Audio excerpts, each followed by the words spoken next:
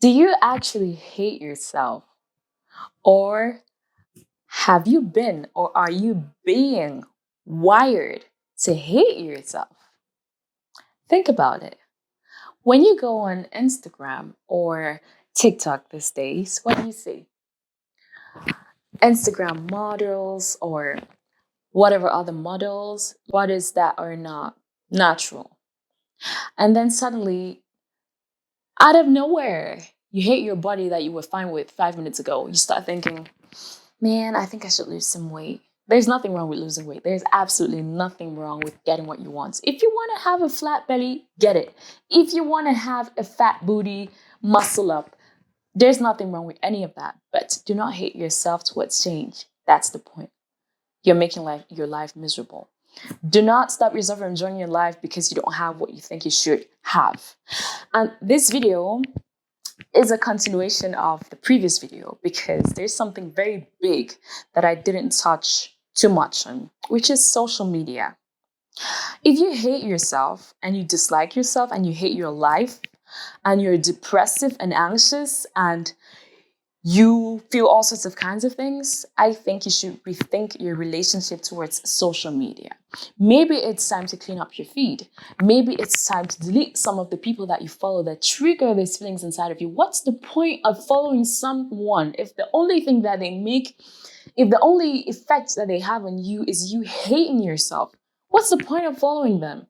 What is the point? Maybe it's time to switch up the people that you're following. Delete some of them, maybe most of them. Or maybe it's time to quit social media for 30 days. You won't die.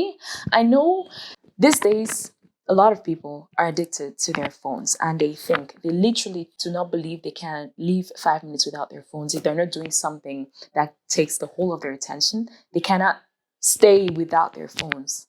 And this is a disease. This is a disease that you need to strive to heal, especially if you're, well, I'm talking specifically to the people that have depression and hate themselves and stuff like that. You should probably quit social media. And it's not easy to do. I did this a few years ago because I was at a point where I was very depressed, very, very depressed. And it had nothing to do with social media. I was bereaved and I was grieving very deeply. But social media was not helping because I would use it as I would use it as a way to numb myself and stop myself from feeling whatever I was feeling. So I got rid of my smartphone, and well, that might be a drastic kind of move, but I knew that being the person that I am and the degree to which I was using my phone, there was no other way I could heal myself with the phone in my house. So I got rid of my smartphone and I got a dummy phone. And I used that for months. And I actually became addicted to not being available. There's this thing that I think our generation has, thinking that just because someone is online means they're available. Just because someone has read your message means they are available to reply. Just because you call someone on WhatsApp and it rings that they are available means they are available to talk. No, they're not necessarily. Or I've witnessed a brother. He replies to all his texts before he goes online. And then he goes online and all the texts go and then he goes offline. I think he stopped doing this now. And I asked him once, like, why do you do that? And he said, well, if people see me online, they'll reply to my messages and then I'll have to reply again and then they'll reply. And it takes so much of my time. And I found it so smart from a young teenager that he was. So smart. But I told him, dear, you don't have to reply a message just because someone has texted you back. Obviously, it's not polite to spend a week without replying, or let's say 3 days, if you can. But you do not have to reply instantly. You do not owe anyone an instant reply, unless it's an emergency, of course. You do not owe anyone any of that. If you feel like you're busy and you're not available, you do not have to reply. But using social media, we just feel like the more you use it, the more you feel like you have to answer instantly. And you have to feel, because, well, most of us are craving connection. We're so disconnected, and we think with social media, given that all of our generation is connected online, we are missing out on the connection if we're not online. But science is now proving that the more you are connected, on social media, the more disconnected you are from human beings and from your relationships, because it's not real. It's not real. You cannot replace a hug with an emoji. You cannot replace a kiss with talking with 100 people on social media. It might feel, it might, I know there's that instant release of dopamine and you feel good. Oh, they like my picture, they love my picture, they just watch my stories instantly. Oh my God, 100 people watch my stories. It's not real and it's not gonna last. Physical relationships and interactions are the real deal. They are the real deal. And a lot of us are touch deprived. And I'm not talking about sex. A lot of us are touch deprived. We are a touch deprived generation because we're so connected on our phones and we get the hugs through our phones and through the emojis, which is absolutely very stupid if you think about it. If you are depressed, put your phone down, look up, look at the sky. It's not helping you. And if you people watch a little bit and you watch a depressed person, how do they look? Hunched back, they're looking down, their voice is low. Isn't that how you look when you're on your phone? And on the other hand, how does a confident, happy person look? Do you look like that? So maybe it's time. Help yourself. Help yourself. Help yourself be happier. Put the phone down for a while. Learn to separate yourself from it a little bit.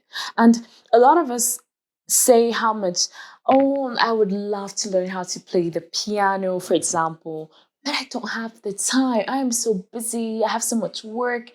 There's this app that you can install on your phone that monitors how much you've used the social media apps, and it will tell you exactly which app you used how long. Install it on your phone. Install it on your phone for just a few days and notice how much time we waste. We waste on these social media platforms. It was the first time I installed it on my phone, I was shocked because it's so easy to say, no, I think I just spent an hour in social media today. No, no, no, no. It's probably 4 hours. It's probably 4 hours because each time you pick your phone, spend 5 minutes. You pick your phone, spend 20 minutes. You don't add how much time that actually makes. You could have learned the piano for 20 minutes. It only takes 20 minutes a day. It only takes 20 minutes a day. You could have played with your child and created a better relationship with them. You could have sat down and had an actual conversation with your parents, or with your daughter, or with your sister, or with your husband, or your boyfriend. Put the fucking phone down. Don't call yourself depressed if you're a social media addict. Because the only reason you're addicted to that social media is because you're numbing yourself with it. You're running away from the things you're feeling, and it's helping you numb yourself. It's helping you not feel the things that you're feeling inside of yourself. I do it myself, so it's not me blaming anyone. We're here to raise awareness for each and every one of ourselves, but for each other. I do it myself. I've noticed that when I'm depressed or sad, and I know if I stop to really think about it, what I actually need is to take a shower, eat something, maybe eat some food, drink, hydrate myself, and then sleep, I would feel good? Nope, I wouldn't do that. I go to social media and spend 2 hours in it and complain of how exhausted I am the next day. We need to stop doing that. Let's help ourselves feel better. Let's help ourselves be better and love ourselves. Remember how much we are good. It's impossible to remember how lovable you are when you're constantly getting impressions that go straight into your subconscious mind that communicate to you how not good enough you are. Put the phone down for a bit. And an easy way to put your phone down and not use it for a while and have some proper connection to yourself is to put the phone down and leave the house and go into nature. If you have nature around your house, you're so blessed. You have no idea. And take a walk, just an hour through the forest. This is actually, I think it's called silvotherapy. Silvotherapy. I might be wrong, but I think it's called silvotherapy, which is just forest bathing, just walking through nature. Who knew it was actually a thing? Science is starting to prove, and I always say this: if you're waiting for science to prove what your intuition shows you feels good to your body, you might wait for a few lifetimes before they catch up with what our ancestors knew intuitively. You wait for a while. Your blood pressure gets better just from an hour in the forest. Your stress levels reduce drastically just by being in the forest. Don't believe me, try it.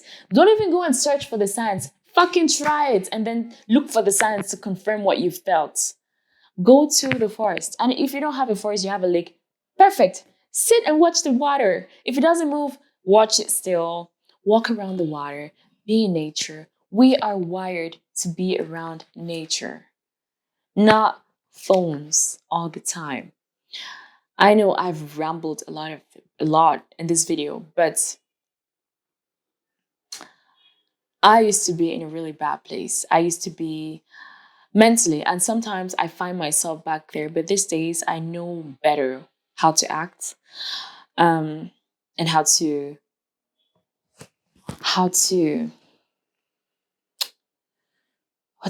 what's the word, the point is, I know how depressed I have been in the past and how sometimes these feelings revisit me, obviously, but it's not how it used to be. I have been so depressed to the point that I ask myself, what's the point of being alive? What's the point of being alive if I didn't have a child?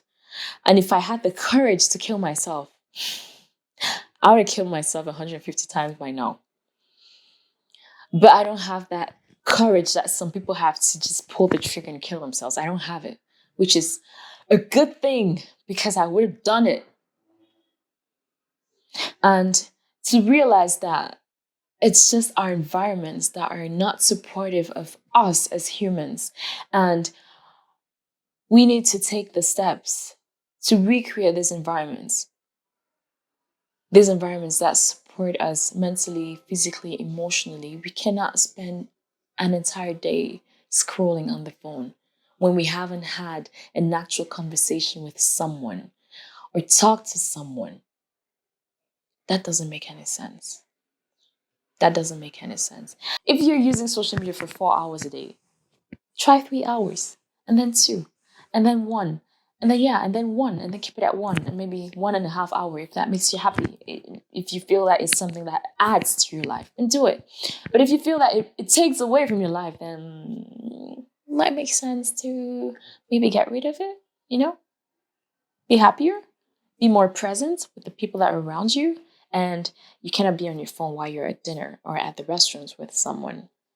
And we see it so much these days. Families gather together in the park and they are all on their phones. Or you see a couple at a date at a restaurant. I've seen this so many times and each time it breaks my heart. You're with your loved one and the only thing you're doing, you're both on your phones. What was the point of coming to a restaurant? You could have sat at home and done that.